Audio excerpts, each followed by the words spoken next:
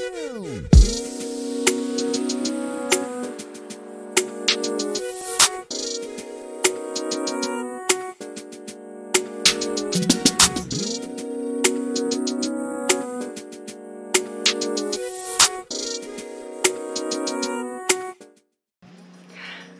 welcome to Katie's Corner. If you're a Star Trek fan, the one thing you are probably really good at is picking apart Star Trek, finding something that nags you, something that's not quite right, sort of one of our talents as a group.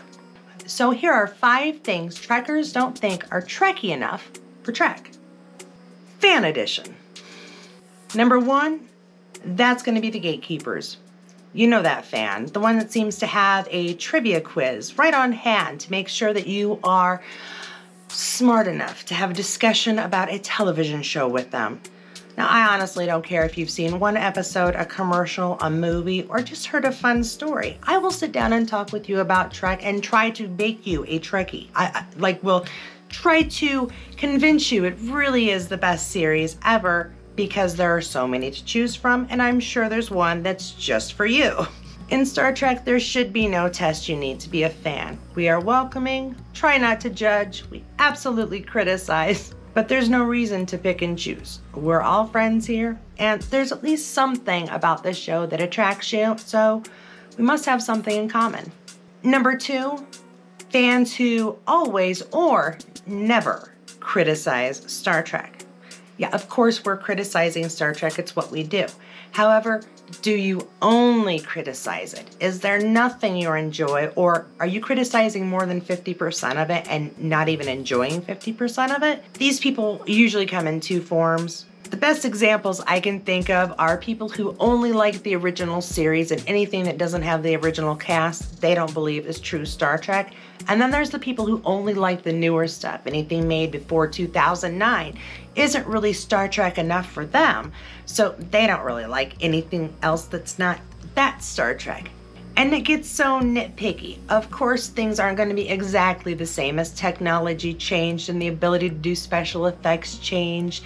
Even the issues we're allowed to talk about change. So having to decide that one thing has to be picked on to the point where you can't enjoy it, or it can never ever be picked on because the writers and makers are perfect, it's ridiculous. Of course, there's going to be little things, so we should always be able to speak freely about what it is we do and don't like without making it seem like there's nothing good or never anything wrong.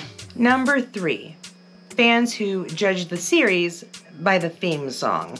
Yeah, we all know exactly which one I'm talking about. It's one of those songs that you either are enjoying it at the opening or you just really don't. And sometimes you start off enjoying it, but you've heard it so many times because we binge these things that you sort of hate it after 7 or 8 or 9 or 25 times hearing it in a row.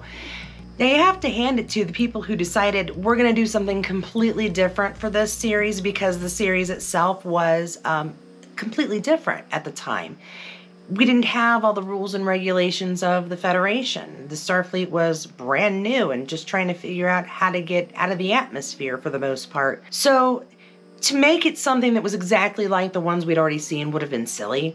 However, to make it so different, I think, caused so many problems that people never bothered to watch the story. And I feel bad because they could have gotten past a few minutes of music they didn't really care for to get 40 minutes of a story and 4 seasons of a new series, or they could complain for how many years now? Number 4, men who don't think women have the right to be science fiction fans. Personally, I don't run into this nearly as much as I used to, say, 20 years ago.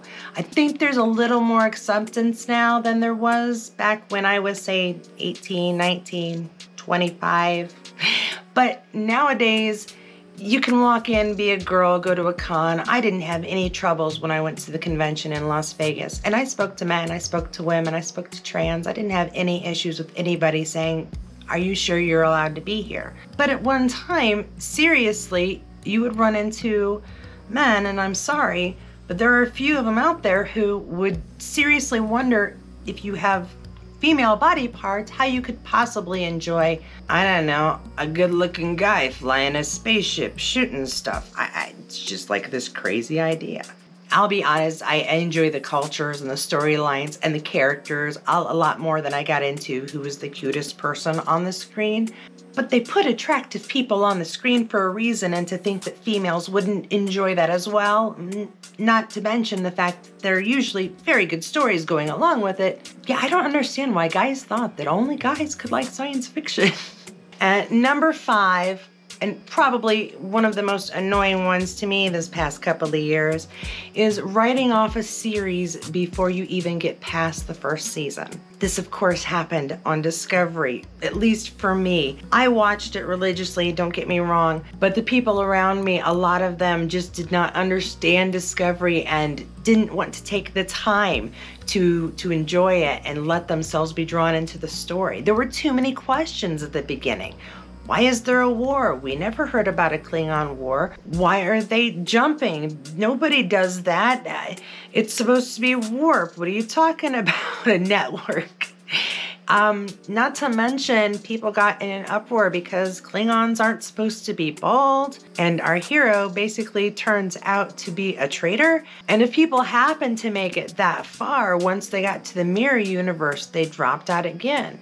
And the funny thing is that the entire plot line of the first season tied into each of those things, even including why we never saw a Kelpian after Saru. He wasn't there. He was in the future.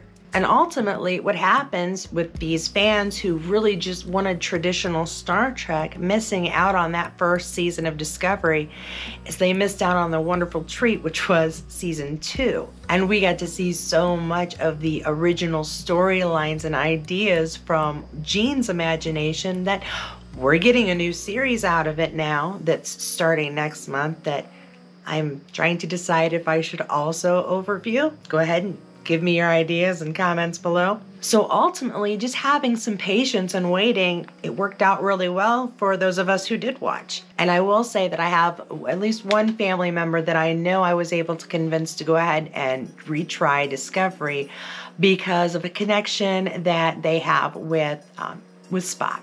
And those are 5 things Trekkers don't think are Trekkie enough for Trek. Fan edition. So don't forget to like if you enjoyed this video. Also, don't forget to subscribe and go ahead and hit that notifications bell if you want to see when the next video is coming up. And if you haven't already seen it, please go check out my 5 first contacts that went horribly wrong. Bye, guys.